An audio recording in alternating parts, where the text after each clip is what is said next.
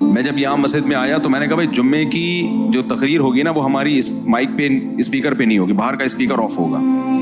بعض لوگوں نے اعتراض کیا کہ اس بہانے بہت سے لوگ آپ کا بیان سن لیتے ہیں۔ میں نے کہا بھائی جو نہیں سننا چاہتا وہ بھی تو سن لیتا ہے نا، اب کیوں زبردستی؟ میں نے کہا بھائی اسلام سے اس کی پرمیشن لے کر آؤ کہ اسلام نے یہ کہا ہو کہ زبردستی اپنی بات لوگوں کے کان میں ٹھوسو، یہ کہاں ہے اسلام میں؟ پرمیشن لے آؤ تو ہم کر لیں گے۔ تھانے سے پرمیشن مل بھی جائے تو اتنی پرمیشن کافی نہیں ہے، پہلے پرمیشن کس سے ملنا ضروری ہے؟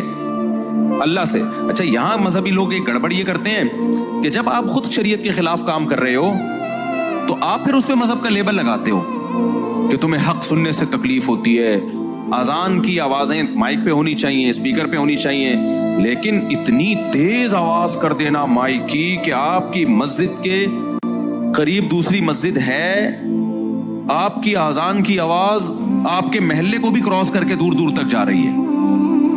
بھائی اس محلے کے لیے وہ والی مسجد کافی ہے، ان کی اذان کی آواز وہ سن لیتے ہیں، آپ کی اذان کی آواز ایک لمٹ ہونی چاہیے، جو آپ کے مسجد کے ارد گرد کے لوگ ہیں وہاں تک آواز پہنچ جائے، بس اتنا کافی ہے۔ کسی مسجد میں عمل ہوتا ہے اس پر؟ اتنے زور زور کے بھونپو لگاتے ہیں نا، کان پھٹنا شروع ہو جاتے ہیں۔ لیکن جب آپ مؤذن کو یا مسجد کی انتظامیہ سے کہو بھائی یہ اسپیکر کو تھوڑا سلو کر لو، آواز پہنچ جاتی ہے۔ پہلے زمانے میں مؤذن ایسے چیخا کرتا تھا زور سے، اس کی آواز سے کان کے پردے نہیں پھٹتے تھے۔ اب تو ٹیکنالوجی نے ترقی کی ہے، آپ والیوم جتنا چاہے بڑھا دو، اتنا بڑھا دو کہ ایسا لگے کہ کسی نے دھماکہ کیا، ایٹمی بم، کوئی بم پھٹا ہے، بڑھا سکتے ہو آپ۔ تو مؤذن کیا کرتے ہیں؟ فل۔ کئی بار ہماری مسجد میں ایسا ہوا، پھر میں نے مؤذن کو سمجھایا، میں نے کہا والیوم آہستہ کرو بھائی، بچے ڈر کے اڑ جاتے تھے، اتنی ایک دم زور سے آواز۔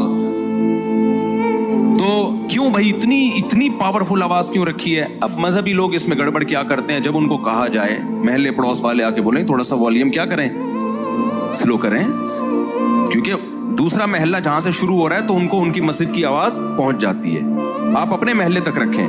تو پتہ ہے کیا جواب ہوگا؟